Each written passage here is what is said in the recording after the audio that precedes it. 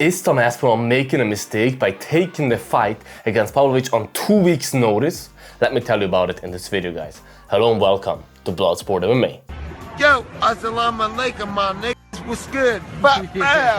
As you probably heard, Jon Jones had to pull out of his UFC 295 heavyweight title fight, and now Tommy Aspinall will step in to face Sergei Pavlovich in an interim title fight in just 2 weeks. And why is it only a risk for Tom Aspinall? I can tell you guys, because many of you may have not been knowing this, but Sergei Pavlovich was already preparing. Sergei Pavlovich is the official backup, or was the official backup for this fight at UFC 295. So Sergei Pavlovich was in training camp for this fight, for this date at least. Not for Aspinall, but for this date, for either to step in for either Jon Jones or Stipe. But Stipe probably didn't want to accept Pavlovich as a replacement. Did you see the size of the fella? I understand it was a risky one. So Pavlovich will now face Aspinall. But Aspinall was not in camp. Aspinall just came back after a knee injury, had a quick win, so not much octagon time, not much experience back after a 1-year layoff, and will now step in on 2 weeks' notice. I don't know how much he's been training lately. Heavyweights are not famous to be training that much when they don't have a fight booked, because they don't have to stay in like their weight shape, you know what I mean, to like not get too ballooned up and stuff. They're heavyweights, you know what I mean. Especially Aspinall is not a guy that has to cut weight to make heavyweight normally, so that's a problem.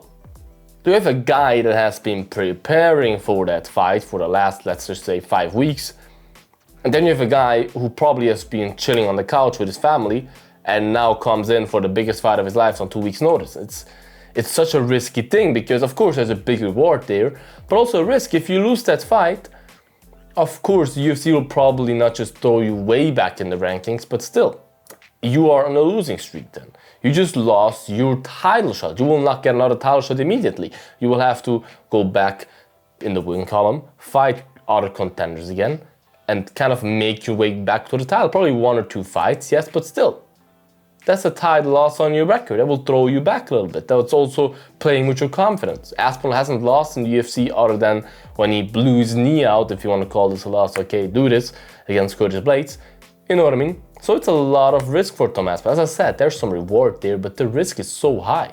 You're fighting a guy on 2 weeks' notice that's fully prepared. It is so dangerous in Tom Aspinall. Are you intoxicated?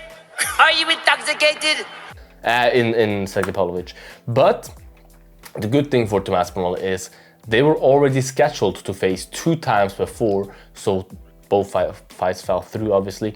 So Tom Aspinall at least already knows what is waiting for him, the challenge that is waiting for him. He's already been preparing for him 2 times, so he probably already has a game plan from the past and can just come back to this, implement this, and hopefully for him, that he doesn't have the cardio issues, finish the fight quickly. So who do you think will win between Sergei Pavlovich and Tom Aspinall? Write it in the comments, guys. Make sure to like this video, subscribe to the channel, and that you can fight for the UFC heavyweight title. Make sure to get your sleep in. Until the next one, bye-bye. Bloodsport out.